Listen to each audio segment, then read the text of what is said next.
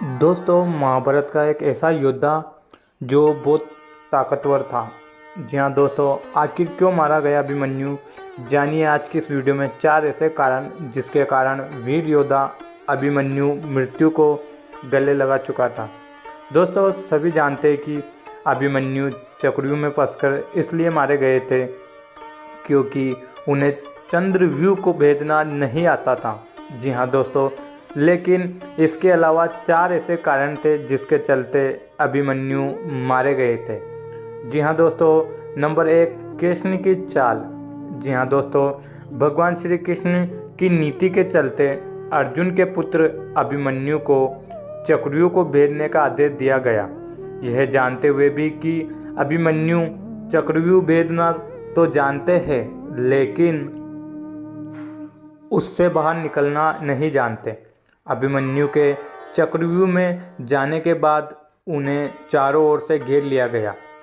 घेर कर उनकी जेंद्र सहित 7 योद्धाओं द्वारा निर्मल तरीके से हत्या कर दी गई। जी हाँ दोस्तों, जो कि युद्ध के नियमों के विरुद्ध था। कहते हैं कि श्री कृष्ण यही चाहते थे, जब नियम एक बार एक पक्ष तोड़ देता है तो दूसरे पक्ष को भी इससे तोड़ने का मौका मिलता है। जी हाँ दोस्तों, नंबर 2 पे है अन्य योद्धा अभिमन्यु के साथ नहीं जा पाए। जी हाँ दोस्तों, प्रारंभ में यही सोचा गया था कि अभिमन्यु चक्रव्यूह को तोड़ेगा और उसके साथ अन्य योद्धा भी उसके पीछे से चक्रव्यूह में अंदर घुस जाएंगे। लेकिन जैसे ही अभिमन्यु घुसा और चक्रव्यूह फिर से बदला और पहली कतार पहले से ज़्यादा मजबूत हो गई तो पीछे के योद्धा भीम, सत्यकी, नकुल, सहदेव कोई भी अंदर घुस ही नहीं पाया था। जी हाँ दोस्तों, युद्ध में शामिल योद्धाओं में अभिमन्यु के स्तर के धनुधर 2-4 ही थे। यानी थोड़े ही समय में अभिमन्यु चक्रव्यूह के और अंदर घुसता चला गया, लेकिन अकेला निहत्था, अकेला उसके पीछे कोई नहीं आया। नंबर 3, लड़ते लड़ते थक जाना। जी हाँ दोस्तों, जैसे जैसे अभिमन्यु चक्रव्यूह के सेंटर में पहुंचते गए वैसे वैसे वहां खड़े योद्धाओं का धनत्व और योद्धाओं का कौशल उन्हें बढ़ा हुआ मिला, क्योंकि वे सभी योद्धा युद्ध नहीं कर रहे थे, बस खड़े थे। जबकि अभिमन्यु युद्ध करता हुआ सेंटर में पहुंचता है। वे जहां युद्ध और युद्ध रचना तोड़ने के कारण मानसिक और शारीरिक रूप से थके हुए थे, वही कौरव पक्ष के योद्धा तारोताजा थे।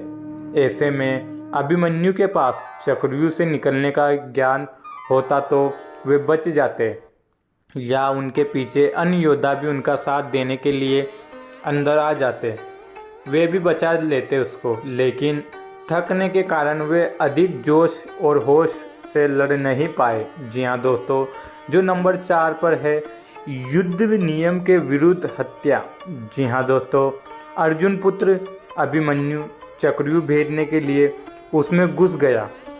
चक्रव्यूह में प्रवेश करने के बाद अभिमन्यु ने कुशलतापूर्वक चक्रव्यूह के 6 चरण भेद लिए। इस दौरान अभिमन्यु द्वारा दुर्योधन के पुत्र लक्ष्मण का वध किया गया।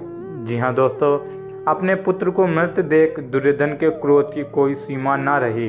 तब कौरवों ने युद्ध के सारे नियम ताक में रख दिए।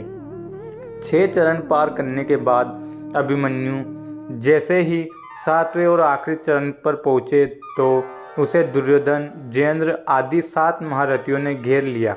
जी हाँ दोस्तों, अभिमन्यु फिर भी साहसपूर्वक उनसे लड़ते रहे। 7 ने मिलकर अभिमन्यु के रथ के घोड़ों को मार दिया। फिर भी अपनी रक्षा करने के लिए अभिमन्यु ने अपने रथ के पहिए को अपने ऊपर रक्षा कवच बनाते हुए रख लिया और दाएं हाथ से तलवारबाजी करता रहा। कुछ देर बाद अभिमन्यु की तलवार टूट गई और रथ का पहिया भी चकनाचूर हो गया। तब अभिमन्यु निहत्था था। युद्ध के नियम के तहत निहत्थे पर वार नहीं करना था, किंतु तभी जेंद्र ने पीछे से निहत्थे अभिमन्यु पर जोरदार तलवार का प्रहार किया।